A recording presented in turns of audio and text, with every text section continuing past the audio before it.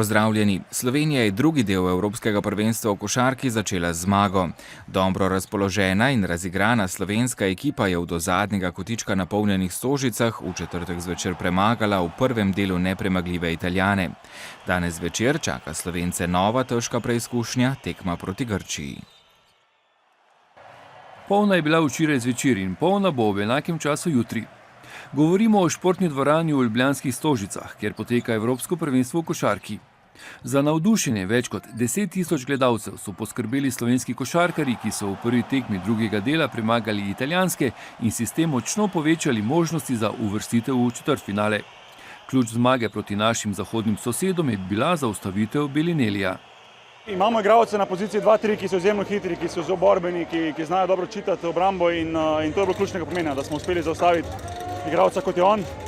Ostali smo po svojih najboljših močeh probali držati ostale igralce na svojih nekih povprečjih in pa jaz mislim, da na koncu je pretehtalo to, da smo mirno odigrali končnico in uspeli zadržati razliko, vsaj nekaj točk, znam biti to pomembno. Kolektivna igra je bila značilnost italijanske igre v prvem delu Evropskega prvenstva. Z njo so igralci v modrem dosegli 5 zmag zapored. Njihovo taktiko so, in to na zmagovit način, uporabili naši košarkarji. Igrali smo kot neka družina, žoga je lepo teklo v napadu, zapirali smo koš in na koncu se zasluženo zmagali. Mlajši izmed bratov Dragič je ob doseganju koša oblestel še pri skokih, saj je ujel kar 10 žog. Odlično je ob Nahbarju igral tudi Zoranov brat Goran, ki pa ni bil zadnji. Še posebej bi tle izpostavil Mirzo Begića, ki je bil nekak steber obrambe, tudi ko so naš zunanje igralce prebijali, je on spremenil šut ali pa da v blokado in zaprl je raketo in to je veliko pripomoglo k tej zmagi. Zaradi nepričakovanih rezultatov bomo za zadnje udeležence četrtfinala izvedeli šele v ponedeljek, ko bodo na programu zadnje tekme skupine F. Danes so najverjetneje odločilni korak proti zadnji izločilni fazi naredili Litvici, ki so z 19 točkami razlike porazili Belgijce. Prvi delovni dan po razglasitvi likvidacije Probanke pred njenimi poslovalnicami ni bilo gneče. Komitenti so večinoma prišli le po rednih opravkih, za prenos transakcijskih računov pa se praktično niso odločali. Podrobnejših pojasnil o nadaljnih postopkih v banki krizna uprava pod vodstvom Madžara, dr. Imra Baloha, ni dala, redkobesedni so bili tudi delničarji banke. Likvidacijska uprava Probanke prvih ukrepov še ni želela komentirati. Znano je le to, da bo likvidacija končana v 2 ali 3 letih. V tem času bodo tudi postopno zmanjševali število zdaj 238 zaposlenih. Banka odslej posluje omejeno, saj novih poslov, kot so pologi denarja ali najemanje kreditov, več ne smejo opravljati. Kljub temu navala komitentov na bančna okenca ni bilo. Država do 100 000 nekje garantira, da ni problema. Zdaj nobenemu več ne verjamem. Niti politikom, niti nobenemu ne. Računa pa ne boste zapirali? Ne. A dobre. Po navodilih Banke Slovenije mora izredna uprava v 45 dneh pripraviti otvoritvene bilance, na osnovi katerih se bodo odločali o nadaljnih postopkih. Za uspešnost likvidacije sicer 400 milijonov jamči država. Komitenti bodo prihranke dobili izplačane, največji strošek pa bodo nosili davkoplačevalci in delničarji banke. Slednji naj bi izgubili preko 120 milijonov evrov. Ocenjujem, da so konkretni koraki pri reševanju nastale situacije za slovenskim bančnim sistemom lahko samo dobrodošli. Krivca lahko iščemo v gospodarski recesiji, v neustrezni ekonomski politiki, predvsem pred letom 2008. Kolikšna je odgovornost nekdanjega vodstva in nadzornikov banke pri njenem zlomu ter večkrat omenjena prijateljska razmerja med nekdanjim vodstvom in največjimi delničarji, ki naj bi dobivali ugodne kredite, pa bodo pokazale revizije dosedanjega poslovanja. Ob tem, ko se slovenske banke kopljajo v večmilijonskih izgubah in so še vedno nedorečeni prenosi slabih terjatev na slabo banko, se v bančnem sektorju očitno obeta tudi val odpuščanj. Število uslužbencev naj bi sicer zmanjševali predvsem s tako imenovanimi mehkimi prijemi, a ob vseh napovedih v bankah za delovno mesto trepeta vsaj 500 ljudi.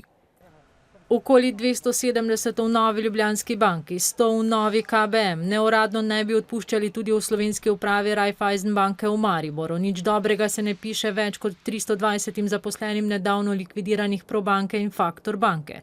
Po grobih podatkih je torej najmanj 500 bančnih uslužbencev preveč. Problem je to, če se zavedajo ljudje ali pa vodstva bank, če lahko brez teh ljudi banka funkcionira. Ne?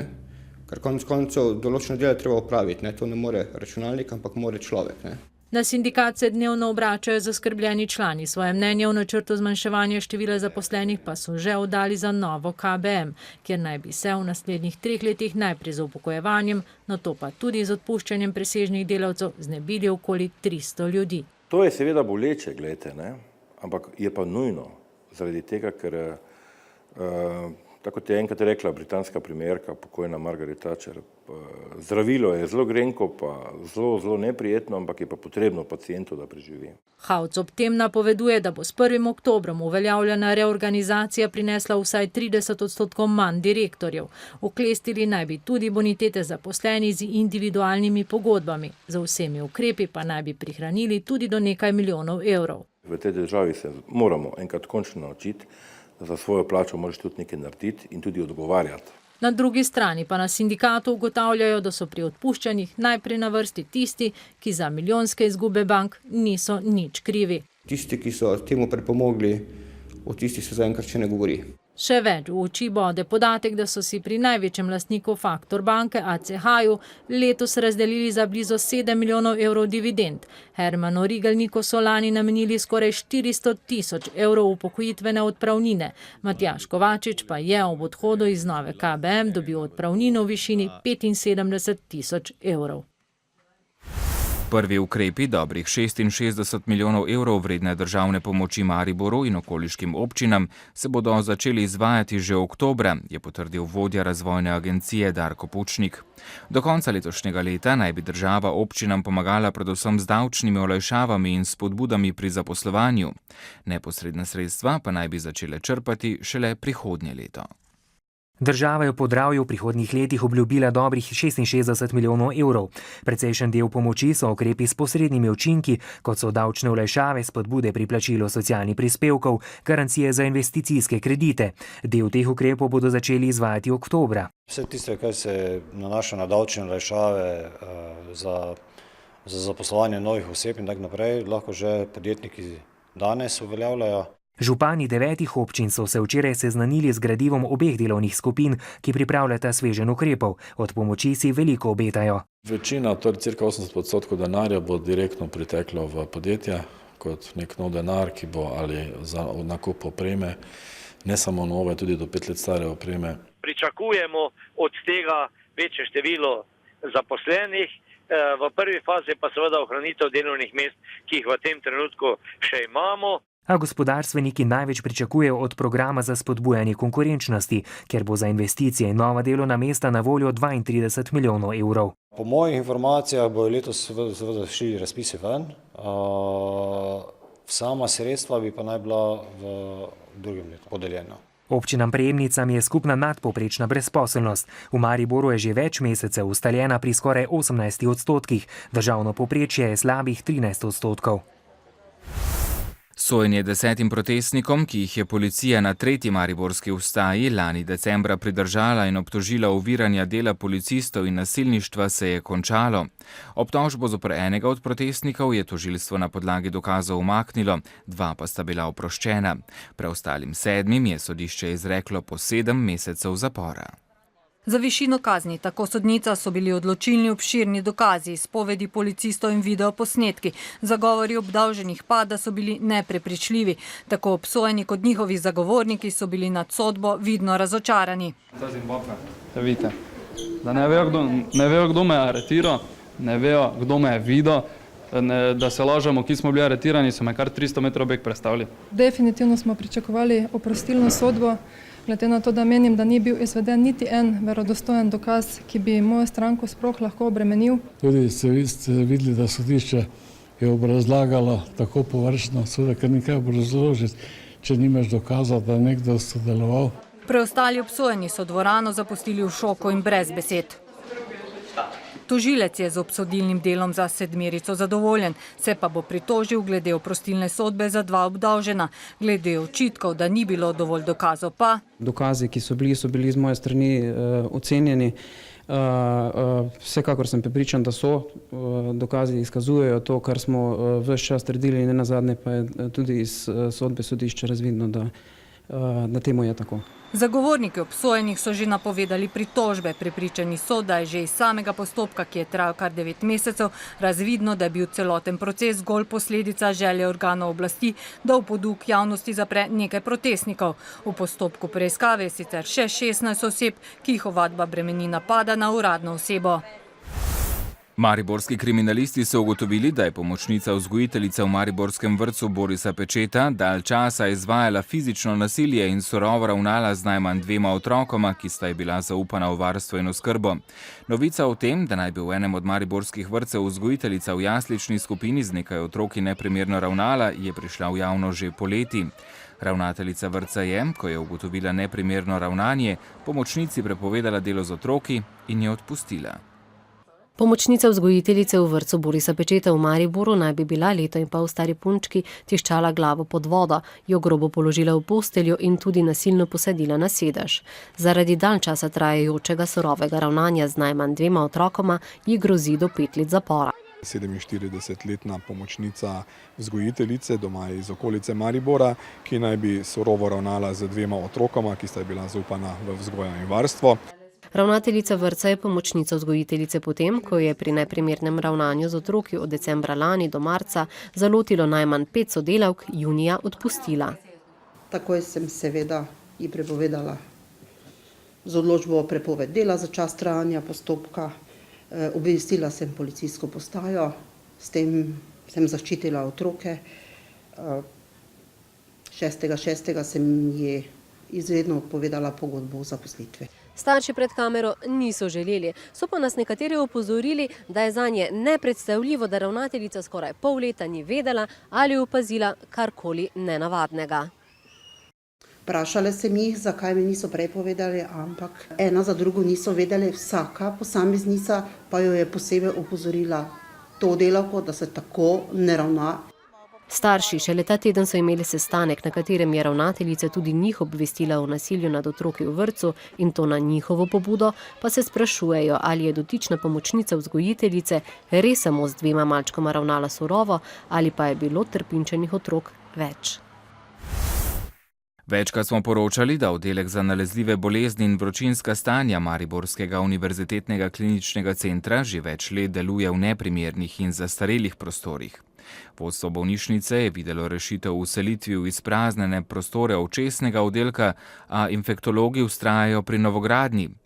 Ker zanjo ni denarja, so v sredini julija dočakali vsaj začetek manjše prenove oddelka. V tem času so delali v drugih prostorih, a po vrnitvi ugotavljajo, da se razmere niso veliko izboljšale. Prenovljene sanitarije, prebeljeni prostori, menjava vodovodnih cevi in v nekaterih bolniških sobah končno širša vrata. Delno smo zadovoljni, nam pove predstojnica, a kot rečeno gre bolj za kozmetične popravke. V teh sobah prej nismo mogli v te sobe s posteljo oziroma bolnika, če je bilo nujno s posteljo peljati iz sobe. Pridobili smo eno bolniško sobo, drugo pa zaenkrat ni bilo narejeno. Vsekakor nas pa še bremeni ta ozki hodnik, pa nekaj ozkih vrat, da te težave pa ostajajo še naprej. Na drugi strani vidimo še vedno zaprto gradbišče, ki ob koncu leta obeta dodatne ambulantne prostore, enodnevno bolnišnico, seminarsko sobo in še nekaj sanitarij. Sanitarije za invalide, sanitarije za obiskovalce, tega zaenkrat sploh nimamo. Pa smo recimo oddelek, kjer zdravimo kužne bolnike, imamo stara okna, pri katerih piha. Nekatere okna se sploh ne da zapreti, osebje in bolniki si zato pomagajo z rjuhami in brisačami, ki jih natlačijo v okenske reže. Piha, deževalo je včeraj not, tako da smo mogli nekaj podložiti. Jaz mislim, da si zaslužijo, da se ga kompletno res renovira, tako kot vsi pacienti, pa vsi zdravniki to zaslužijo. Sicer pa stavba žalostno podobo kaže tudi od zunaj. V to, da bo zdajšnja generacija zdravnikov dočakala nov oddelek, pa predstojnica ne verjame več. Pošta Slovenije je septembrom uvedla nekatere nove storitve. Na pošti lahko po novem kupite kupone ugodnosti za hotelske namestitve ali naročite lekarniške izdelke na dom. V poštnih poslovalnicah pa lahko prodate tudi rabljene mobilne telefone, ki jih več ne potrebujete. Nova storitev je vzpodbudila veliko zanimanja, saj so samo v prvem tednu odkupili več kot 1000 rabljenih telefonov. Na poštnem okencu lahko odslej prodate rabljene, delujoče ali nedelujoče mobilne telefone. Dober dan, mene zanima, koliko je telefon vreden. Poštni delavec rabljeni aparat pregleda in preveri, ali deluje. Odkupno ceno pa izračuna posebna aplikacija. Naš Samsung Galaxy S2 so ocenili na 86 €, kar je sicer polovica njegove tržne vrednosti. Prodali smo že iPhone 2, iPhone 3, prodali smo že tudi, oziroma odkupili smo že iPad 2, pa dosegajo tudi vrednosti preko 100–150 €. Sicer pa je bilo za odkup rabljenih telefonov že v prvem tednu veliko zanimanja. Na pošti so odkupili preko 1000 aparatov. Kak se vam zdi mogoče ta ideja? Ne vem, koliko je to v sklopu pošte, ampak ideja ni slaba, ne? Mislim, če imaš doma, tako jih imamo večina, 10, starih, tako da verjetno je vredo, ne? Imate vi mogoče kakšen stari telefon doma? Ja, 2, 3, ja. To pa imam. Ste že razmislili mogoče ali pa pomislili na to, da bi jih prodali? Ja, bom se pozanimal. Bom pogledal. Kaj ste pa naredili s starimi? Ste jih prodali ali kam dali, odvrgli? Običajno podedujejo ta stari. Za ta ukrep so se odločili, ker želijo povečati obisk na poštah in nuditi ekološko rešitev za odpravo starih telefonov. Pošiljke s telefoni se v Sloveniji zberejo in se potem 3–4 na mesec pošljajo našemu pogodbeniku na Hrvaško. Podobno storitev v svetu poznajo že nekaj časa. Rabljene telefone odkupujejo v Veliki Britaniji, Španiji, Franciji, Nemčiji, Hrvaški in na Švedskem. V vinorodni deželi Podravje se je ta teden začela trgatev. Na Ormoškem pričakujejo dobro letino, hkrati pa se bojijo, da bo zaradi deževnega začetka jeseni pridelek manjši in po kakovosti slabši. Največji pridelovalec lastnega grozdja v Sloveniji je trgatev začel že konec avgusta, kot običajno z obiranjem sort za pridelavo penin. Deževno vreme pa zdaj ovira trgatev grozdja za pridelavo mirnih vin. To za nas pomeni, da smo v tem trenutku kar, malo pohiteli z trgatvijo, predvsem Sauvignona, da ne bi imeli potem preveč izgube aromatskega potencijala zaradi gnilobe.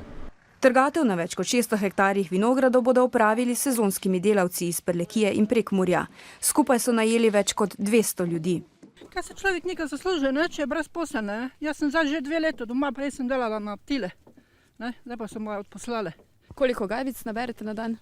Ja, naj bi bilo nekaj 7 na uro. Pa vam uspe? Ja, približno. Pa še malo za šalo, malo za res, kaj ostane za obiralci? Veste, danes sta 2 skupine, ki sta zelo pedantne, tako da ptički bodo malo jezne.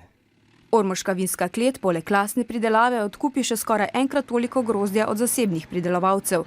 Potem, ko so pred 4 leti odkup omejili na lokalno območje, bodo letos kupovali tudi v Halozah in Slovenskih Goricah. Kdaj bo grozdje plačano, pa še ni znano. V letošnjem letu žal do tega trenutka nismo poplačali vsega grozdja, smo na nek način plačali tisto prvo tretjino, zdaj za drugo, oziroma zdaj za, drugo dobro polovico, nekako pričakujemo, da v mesecu septembru to uredimo. Dejansko čakamo odgovor v tem trenutku glede financiranja in verjamemo, da bo pozitivno in da uredimo potem tudi plačilo letnika 2012. Ker so Ormožani našli nove trge v tujini, napovedujejo rast prodaje. Tudi sicer prodaja slovenskih vin v tujini raste, doma pa pada.